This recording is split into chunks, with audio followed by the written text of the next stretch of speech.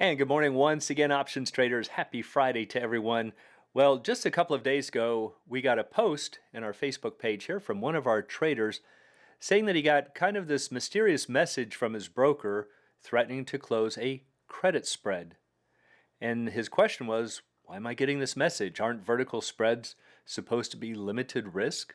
Why would they be threatening to close it down? Well, there's a very good reason, and this does happen with short spreads. And unfortunately, a lot of new traders like the credit spreads just because of the word credit. We'll do a quick review here in a moment and show you why that's never true. There are other reasons for using credit spreads, but this is actually one of the dangers you can fall into with a credit spread. So let's go find out what that is. And as always, before we do, please be sure to click like and subscribe. It is greatly appreciated and definitely helps to promote the channel. So let's start off with a quick review. Are credit spreads better than debit spreads? This is the big question that everybody has. Now, on the surface, you would certainly think, well, of course it is. We'd rather get paid than have to shell out money for the spread. But that's really a misperception. All vertical spreads end up being debits once they are executed. And so here's why. Let's just use a 100-105 vertical spread for this example. I have the calls on the left. This is a debit spread. And so we're long the 100 strike, we're short the 105. We get our classic vertical spread risk graph. We've paid $2, so that is the maximum loss over here. And therefore we have a maximum gain of 3. Because when you have a $5 spread, remember we have the right to pay 100, the obligation to sell for 105. So the very most this could be worth is 5. But if you paid $2 for it, then it could potentially leave $3 in your pocket. Now over on the right-hand side, we are using the identical strikes, the 100-105, there's the bends, and this is a credit spread, so it's with puts. So theoretically, if the debit spread is trading for 2, if you look directly across the board to the corresponding credit spread, it should be trading for a credit of 3. But remember that this is a $5 liability. It's not an asset. It can only lose $5. So if you got paid $3 for it, then the maximum loss is 2, and you can see the left graph is identical to the right. So again, the reason that they're the same is the one on the left is a $5 asset. It can grow in value up to a maximum of 5. And again, if you paid 2, then the most it could be worth is 3. Over on the right, the mechanics are a little different. They lead to the same result, but the way that they get there is a little different. So we have a $5 liability on our hands. So you got this $3 credit, but if the stock price falls, we start losing money, a maximum of $5. So do you see the difference? The debit spread is a $5 asset. The credit spread is only a liability. So the broker is going to look at, let's say, both of these spreads. Broker is going to say, all right, the maximum loss on the left for the debit spread is $2, so we're going to debit you $2. It's called a 100% margin requirement. Over on the right, the broker says, okay, you want to enter this credit spread. I see you got this $3 credit, but I also notice this is a $5 liability. That's all it is. It is simply a liability. You've sold the spread. And so we are going to charge you a $5 margin requirement. And so when it's offset from the $3 credit, what happens? They are both $2 debits in the end. So really, it's just a matter of notation or semantics. It's not really a credit spread in the fact that somebody is just paying you money to take an asset. It's a liability. So they're both $2 debits, but because this is a liability, it does change some of the mechanics, and that's why this trader was getting this notification. So here was the setup. He was short 20 of the QQQs, that's the NASDAQ 100, 452, 453 put spreads. So it's only a $1 wide spread. So the most he could lose in this, remember it's a short spread. It can't make money, it can only lose money. So it could lose 1 point times 20 contracts times 100 shares per contract, or $2,000. So it's a credit spread, and of course, he gets to keep this credit. That's where the potential maximum gain comes from. But again, we have to contend with this $1 margin requirement. The broker is going to charge you a $2,000 margin requirement. So the index was at 454 when he posted this. So both puts were out of the money.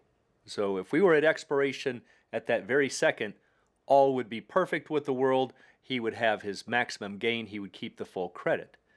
But it was expiration day, and we had, I think it was just a few hours to go until the closing bell. And a lot can happen with the NASDAQ 100 in a matter of hours, especially when you're only 1 point out of the money. So again, that was kind of the big risk, is that the broker was seeing that, yeah, you're okay right now, but not by a lot. You've just got this very tiny cushion. And so again, he's looking at his position here and he says, well, everything's looking good. I've just got a couple more hours to go. But why am I receiving this notification saying the broker might close it? Okay, so this is the setup. This was the question. Now, to understand this, I've done a video in the past talking about the danger zone is between the strikes. And that's really what the answer is to this question here. So let's find out why the credit spread creates a little bit different scenario than the debit spread. So to see that, let's start with the debit spread. And let's say that he had instead bought the call spread. He would be long the 452 call and short the 453. So remember, if you go back to our pricing principles, lower strike calls are worth more money. Higher strikes are worth less. So look at what's happening. You are long the lower strike call, which means it must cost more money. That's why it's a debit spread. So let's just look at these three zones. We're going to look at this zone here, this flat area, everything below 452. We're going to look at everything above 453, this flat zone, and then we're going to look at this area of deltas. All right, so let's say that the stock closes somewhere below this 452 call, or even right at 452. Well, in this case, all options expire worthless, and you've already posted a 100% margin requirement. It's no risk to the broker. So we know that you're going to be hit with the maximum loss, but that's it. So that's not really a huge danger over and above what you already knew. It's not posing a risk to the broker. But what if the stock closes up here somewhere, at the short strike or higher?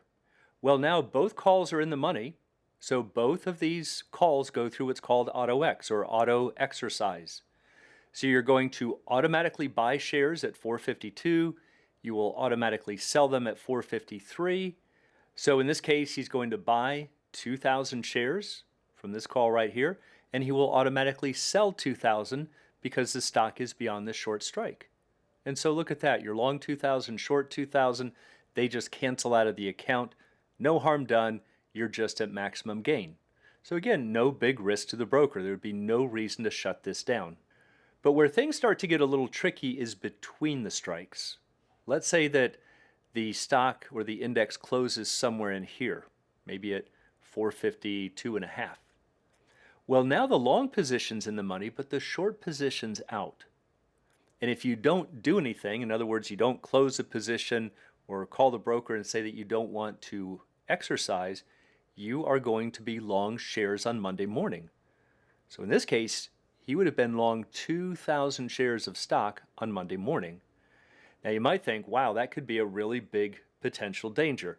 Yes, it could. However, because this is a debit spread, he was long the more valuable option, what we call the controlling strike.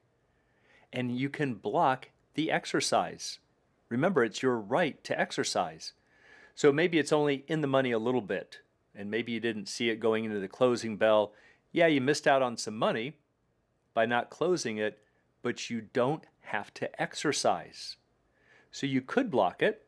That's one solution, why it wouldn't be a huge risk. What else? You could also exercise and cover, which means that you could exercise the call, just let it go through auto-X, but you could short 2,000 shares in the after hours. And that would be another way of canceling those shares. But notice the reason that this works is that you are long the controlling option. This is the more valuable option. You know that you're going to allow this to go through auto-X. And so that would give you confidence to short those shares in the after hours. But as we're going to find out, you don't get that with the credit spread. All right, so that's why it could pose a risk if the stock or index closes between these strikes and you don't catch it and it goes through auto-X. Yeah, you could be long shares. But as long as you caught it within, for most brokers, would be within a 30-minute window or a little bit more to catch that auto exercise. And so you could stop that. So again, this wouldn't necessarily pose a huge risk. All right, why do things get different for the credit spread? Well, let's go look at the credit spread. Remember, that's going to be constructed with puts. It's going to give us exactly the same risk graph. But for puts, remember that higher strike puts are worth more money as we move out in this direction, and lower strike puts are worth less. So look at the construction. You are short a higher strike. 453 is a bigger number than 452. That's what's making this a credit spread. You have sold the more valuable option. So yes, it's a credit spread, but it's also a liability. So let's go through these three zones again. If the stock closes up here somewhere, what happens? Well, the options expire worthless. You're at maximum gain, so obviously no risk to the broker or to you. What happens if the stock closes down here below the long strike?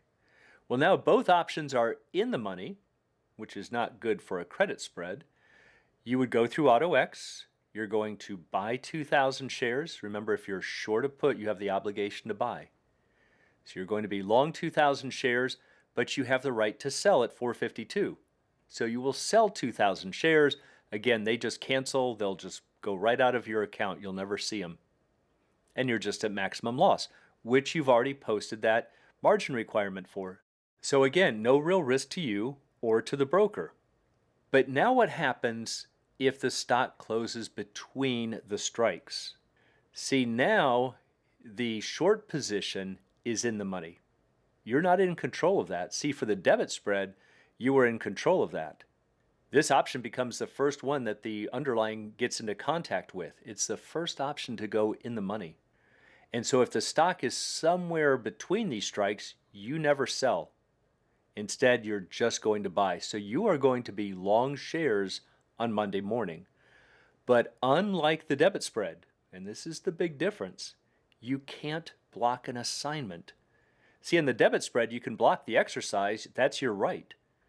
But you can't call the broker and say, you know what, I just don't want to be assigned. That's up to the long put.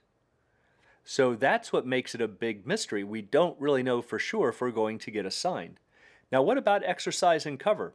Well, if you assume that you're going to get assigned to be long 2,000 shares, you could go into the after hours market and short 2,000 shares and again flatten the position. But the problem is you don't know for sure if you're going to get assigned. Remember, that's up to the long put. So we really have no idea if you're going to end up being long shares. So remember, this question was posted on expiration day, a matter of hours before the closing bell. So this black curve is the expiration curve, but the current curve would look something like that, kind of that lazy S shape right in there, but it would have very high gamma, a lot of curvature in here. So if that underlying starts to slip a little bit, it's going to rapidly accelerate these potential losses. And again, the broker's going, look, we don't know if you're going to get assigned. But if you do get assigned and you're just really inches away from it, you're going to buy 2,000 shares at a strike of 453, and you would need $906,000. So you don't need that for the entire spread because you would be long shares and short shares. But if you end up closing between the strikes, it's a completely different story. And so the broker was saying that this person did not have either the cash or the margin buying power to support this type of a buy. And again, because that index was so close to this strike, they're just saying, look, this is getting to be a really risky position and we should start closing it down. Which I would agree with even if the broker hadn't stepped in. When you're that close to expiration with a very high gamma, you would probably be better off to not try to squeeze out those last few pennies. So I hope that helps to understand the situation, but the main thing to remember is that for vertical spreads, debit spreads aren't at risk of a surprise long or short shares at expiration because you control the exercise. You control the more valuable option. But credit spreads create a risk if the stock closes between the strikes. And so if it looks like that's a real threat of happening, you don't know if you'll be assigned, and you can't block the assignment. And because of that looming risk, the broker just said, let's go ahead and shut it down. So, again, I hope that helps to clarify the situation. And for anybody else who might be trading vertical spreads, this is why you have to understand the details, even though somebody might tell you it's limited risk and limited reward. If you don't know what you're doing, there can be hidden risks and big potential traps. And so, for anyone who'd like to learn more about the art and science of options trading, please check out the Alpha Trader course, Strategy Lab, and a candlesticks and technical analysis course. It's all at optionsA2Z.com. Also, please join us on Options A to Z's Facebook trading group, and you can find a link in the description below.